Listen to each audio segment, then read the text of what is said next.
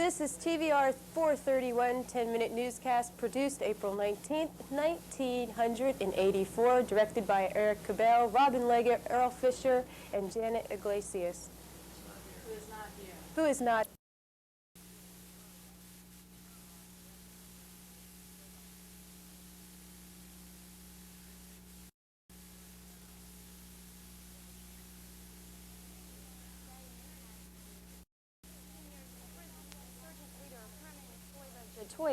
Of the Southwest African People's Organization was released. He received a joyous homecoming as he descended from the back of a pickup truck flying blue, red, and green flags.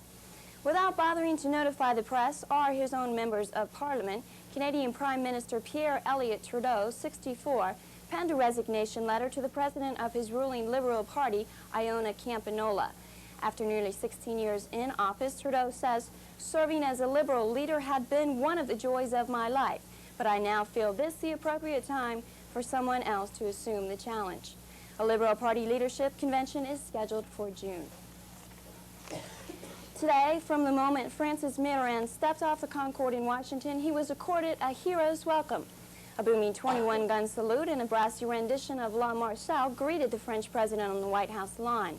His schedule included a state dinner hosted by President Reagan, and he was also privileged to address the members of Congress. In his address, Mitterrand described the U.S. and France as brothers in arms who, from Yorktown all the way through the ages to Beirut, have shed their blood together.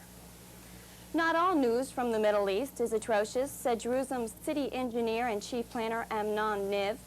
Amid turmoil, inflation, and internal dissension, unperturbed by recent terrorist bombings in West Jerusalem, some Israelis are persistent in building a truly modern city whose past is a part of the present. The city's urban designers now see their task as the creation of a city so livable and so interwoven that no one will ever want to leave. It is hoped that the plans would go into effect by June of this year. In Peru, groups of up to 150 people began to gather in the Plaza Dos de Mayo in downtown Lima yesterday at the headquarters of various left-wing political and union organizers. Policemen were called to the scene, but no one was arrested.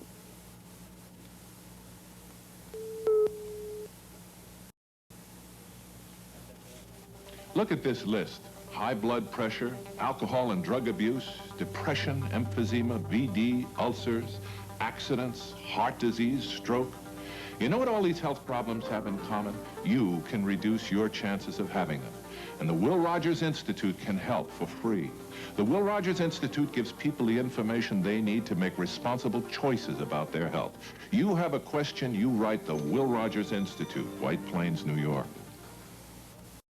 The Democratic presidential marathon turned to New York today, with Senator Gary Hart hoping his sweep of New England can give him the edge he needs to win next week's showdown. Hart, being cautious about his past wins, says that front runnership in this race changes each week. Walter Mondale has 692 of the 1,967 delegates needed to nominate, as compared to Hart's 422 and Jackson's 76 delegates. However, New York State has 252 delegates at stake, making it the second biggest delegate state. In Washington today, the Senate is considering arguments that the oil industry is trying to play monopoly with real money. Sponsors of a proposal to put a temporary ban on mergers among the 50 largest oil companies are attempting to stretch the vote until after the upcoming election. The decision today to stretch the ban will give the Senate more time to study the trends of such mergers and to stop any further multi-billion-dollar mergers for almost 1 year. 3 such mergers totaling some $29 billion that have been announced in recent weeks include Texaco Incorporated's takeover of Getty Oil Company, Standard Oil Company of California's purchase of Gulf Corporation, and Mobil Corporation's acquisition of Superior Oil Company. The Senate has been trying to vote on this issue of mergers being in the best interest of the nation, or if Congress should concern themselves with the issue at all. In Denver today, Richard Lamb, governor of Colorado, has determined that the ill do have a duty to die.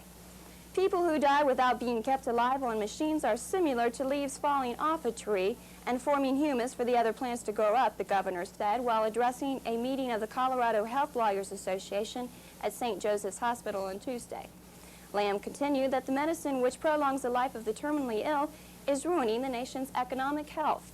The governor closed the meeting by reiterating his stance on the high cost of health care, quoting $322 billion as the annual figure for health care in America. Well, Ernie, it looks like the Cavaliers are up against the Cougars. What do you have to tell us about that? Well, that's right, Kathy. The Sampsonless Virginia Cavaliers are heavy underdogs in tomorrow afternoon's NCAA semifinal game against the Houston Cougars. Last year with Sampson, UVA was billed as the team to beat, but were upset in the first round by North Carolina State. This year's placing in the Final Four for the Cavaliers is as much a surprise to the team as it was to their fans. Coach Terry Holland believes that they can use the underdog role to their advantage. He says there's a big difference between being expected to win and not. Virginia lost earlier this season 74-65 to the Cougars, and so will be focusing much of their defensive attention on the Cougars' high-scoring center, Akeem Olajuwon, who's averaging 23 points and 13 rebounds in the playoffs.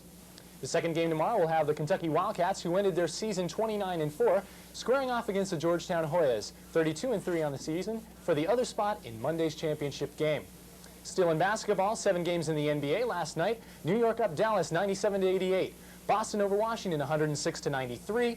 Cleveland beat New Jersey 97-78. San Antonio took Golden State 117-116 in overtime. Detroit clobbered Chicago 111-83, and Houston edged Utah 140-137. Last night in the NHL, divisional rivals Boston Bruins and Buffalo Sabres played to a 4-4 tie at the Forum in Buffalo. The game leaves the Sabres 2 points up on Boston, but the Bruins still have a game in hand. The teams have clinched the top 2 spots in the Adams division, but still haven't decided who will end up on top. In other games, the Toronto Maple Leafs were at home, bowing a 4-goal lead to the Pittsburgh Penguins. The Leafs' B.J. Salming put the Leafs up 6-2 at 19:54 in the second, but Happy Harold Scrooges couldn't keep their act together in the third period, dropping their 5th in 8 nights, 7-6. Elsewhere, the New York Islanders doubled the New York Rangers 4-2, and the Calgary Flames slipped by the Nordiques 3-2 in overtime. And finally, on the local scene, coming off a surprising weekend series against highly ranked Shippensburg State, taking 2 of 3, the LBC Flames baseball crew continued their winning ways, trouncing Lock Haven 14-0. Flames got solid pitching and some hot bats helped out. Pat Sipe led the Flames at the plate, whacking out 2 homers and 3 RBIs. Kevin Napier and Walt DeCoy split the duties on the mound, Napier throwing 5 and DeCoy throwing 4. Each gave up 5 hits and left 3 batters looking. Napier got the win. Back to you, Kat. Thank you, Ernie. In local news, a school bus was struck in a 4-car crash early this morning on Route 460. A tractor failed to stop for a county school bus picking up near Montvale. Seriously, the tractor trailer struck a stopped Datsun from behind, sending the car into a pickup which blasted the school bus. The Datsun was demolished, and the truck driver, William McCullough of Amherst, was charged with reckless driving. Spot employee benefit cost will mean that the Lynchburg Public Schools must pay an additional $500,000 in 1984-85 just to maintain current benefits. School board members learned at a workshop Tuesday. Benefits for the school's 11,000 employees include hospitalization, life insurance, and retirement coverage through the Virginia Retirement System and Social Security. Rescue workers have stopped searching for a body that was reported floating Monday in the James River. Bobby Deering, a crew member of the Lynchburg Life-Saving Crew, said searchers did not find anything and called off the search at 3 p.m. today. Roger Grooms of Trent's Ferry Road reported seeing what appeared to be a body floating 1.5 miles upstream from Rusens Dam. And now Lori Caminiti has our weather. Thank you, Kathy.